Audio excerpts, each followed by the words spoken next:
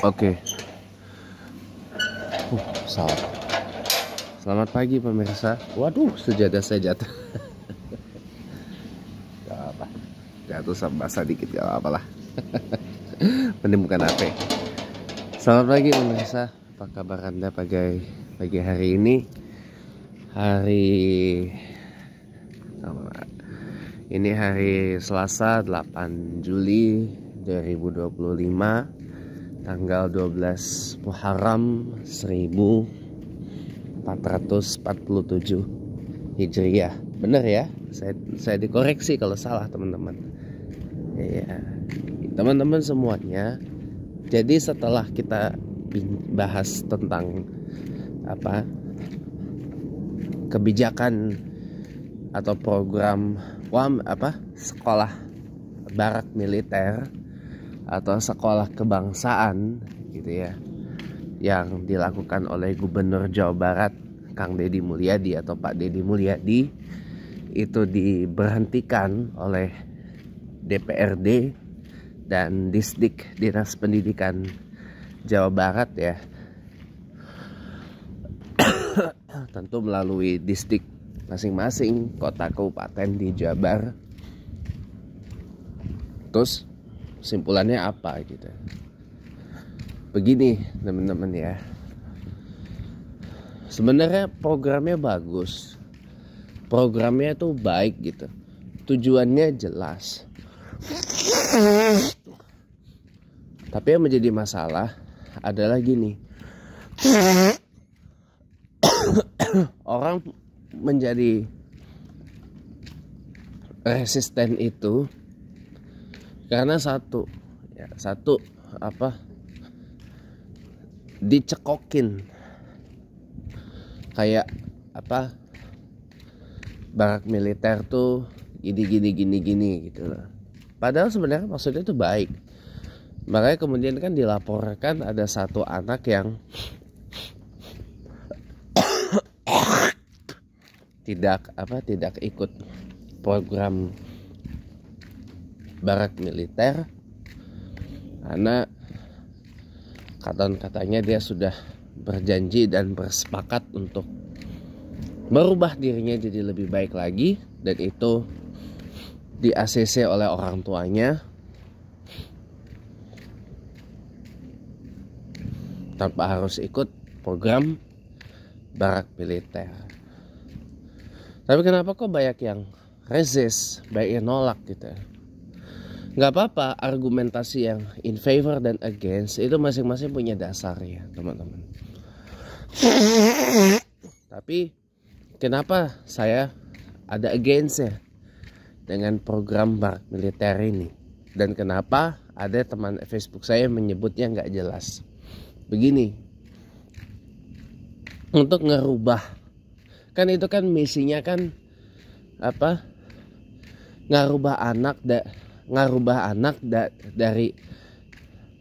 ngerubah dari yang tadinya bangoran jadi bageran, oke? Dari yang tadinya nggak bener jadi, dari tadinya tuh bener jadi bener, gitu. Darinya tuh pintar jadi pinter, itu kan, itu misinya, itu goalnya teman-teman. Nah tapi nggak bisa hanya dalam waktu 2 minggu. Kan di sana ada 2 minggu, kan di sana 2 minggu kan, 14 hari. Nggak cukup teman-teman. Tidak cukup hanya dengan durasi segitu. Makanya coba aja kalau kemarin itu saya usul gini. Anak-anak yang dikirimkan di situ sesuai dengan jenjang pendidikannya. Ya, kalau misalkan dari usia SD gitu, jenjang pendidikannya, ya di sana 6 tahun. 6 tahun nanti ada ujiannya, ada ujian ijazah paket A. Terdapat itu ijazah paket A atau ijazah setaraf dengan SD, kan? Nih ya.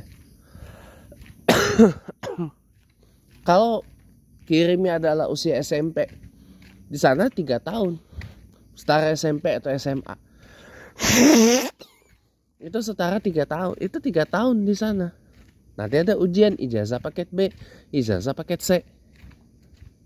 Gitu. Ijazah paket B, paket C itu setara SMP, setara SMA, teman-teman. Setelah itu ke jenjang berikutnya bebas, mau tetap di situ atau balik ke sekolah biasa. Karena nggak cukup hanya dalam waktu 2 minggu. Karena dalam waktu 2 minggu itu anak-anak itu kan setelahnya pasti bakal pulang, teman-teman. Pulang kembali lagi ke lingkungan asal.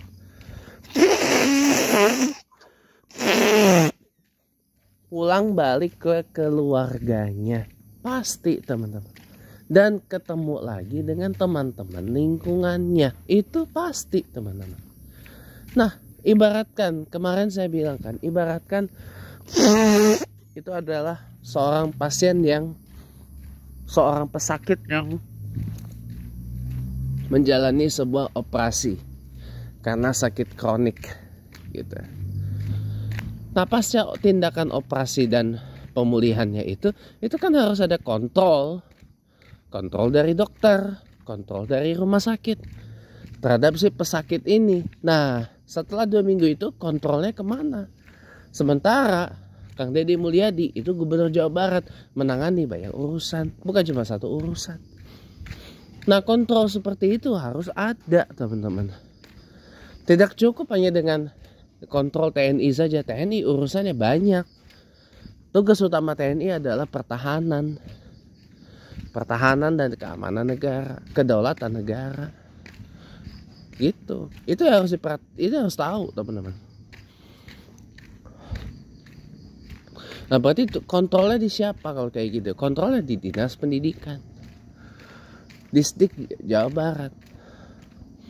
Dipantau. Oh, ternyata ini ada progresnya baik gitu ya. Oh, ini ternyata kumat lagi nakalnya. Nah, itu. Karena kontrolnya nggak ada, jadinya makanya wajar kalau diberhentiin. Bagus sebenarnya. Memang sesekali anak-anak zaman sekarang itu perlu emang digituin, perlu dientakin gitu, perlu kalau bahasa kampungnya mama saya Palembang di apa? Diagai ke gitu loh. Kalau bahasa kampungnya mama saya diagai ke gitu loh. Harus digituin, harus disentak gitu loh. Biar apa? Biar tahu gitu loh. Pertama tuh biar disadarkan. Orang tua kamu tuh melahirkan kamu. Pas kamu lahir. Oke ya. Welcome back. Memang harus digituin sesekali gitu. Ya, supaya sadar. Woi. Apa? Orang tua itu melahirkan kamu tuh buat kamu tuh didoakan yang terbaik. Orang tuamu pasti berharap kamu tuh berhasil, kamu tuh sukses, kamu bisa. Orang tua berharap kamu tuh berbakti ya sama orang tua, berbakti pada bangsa, pada negara Indonesia, pada agama dan seterusnya. Pasti, teman-teman. Kenapa kok kamu gitu begini? Kembali, teman-teman ya. Namanya masalah kenakalan anak-anak, apalagi kenakalan remaja ya. Itu seperti yang saya bilang kemarin adalah, ini kayaknya saya belah jadi 2 bagian deh ya, karena tadi ada pause karena saya masih belum terlalu sehat ini sebenarnya. Saya masih belum terlalu sehat, teman-teman. Itu ini masih suka gatal. Jadi nanti saya belah 2 bagian habis subuh aja kesimpulannya. Jadi nanti kesimpulan akhirnya habis subuh ya. Jadi teman-teman, untuk saat ini saya cukupkan dulu pembahasannya sampai di penyebab kenakalan anak itu sebenarnya adalah multi cause effect. Ada multi cause case. Kasus ini multi penyebab. Dan ini penyebabnya ini lingkaran setan sebenarnya. Nggak ada pendidikan karakter, nggak ada sosok atau orang yang dijadiin teladan. Kalaupun ada ya itu adalah contoh yang salah. Terus faktor ekonomi, kemudian masalah di rumahnya, mungkin di rumahnya kalang kabut. Kalau di rumahnya kalang kabut pasti anaknya juga akan kalang kabut gitu, karena kurang ini dari orang tuanya. Bapaknya terlalu sibuk dengan nafkahnya, ibunya terlalu sibuk dengan rumah, atau mungkin ibunya juga bantu nyari nafkah gitu ya, terlalu berfokus di situ. Jadinya ya itu akibatnya teman-teman ya. Nanti insya Allah sambung lagi habis kita tunaikan sholat subuh. Untuk sekarang cukup dulu teman-teman. Terima kasih sudah menonton. Sampai ketemu di part akhir.